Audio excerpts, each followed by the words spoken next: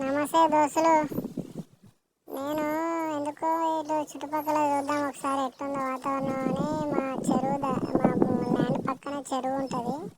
అలా చూసుకుంటే వెళ్తున్నా. ఎందుకంటే ఈత పండ్లు అవి ఉంటాయి కదా, ఏమున్నాయి చూద్దాం అని పోయినా. నాకు ఒక చెట్టుకు చూడండి చిన్న పురుగు ఎట్లుంది చూడండి.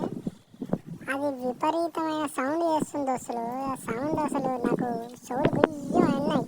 ఏందబ్బా ఇంత సౌండ్ వస్తుంది అని చెప్పి అక్కడి నుంచి మెల్లగా అసలు అది కనబడతలేదు, ఏడుందో సౌండ్ అయితే వస్తుంది. ఎన్నుకుంటా మెల్లగా ఆడిపోయినా పోతే ఇప్పుడు చిన్నగా కనిపిస్తుంది చూడు. ఈ పురుగు ఆ కట్టెలు కలిసిపోయింది. ఆ పురుగు, ఈ పురుగుని ఏమంటారంటే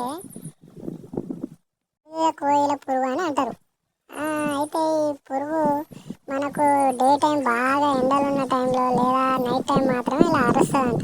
ఇప్పుడు నేను పోయే టైంకి మస్తు ఎండ కొడుతుంది, అందుకే అరుస్తుంది.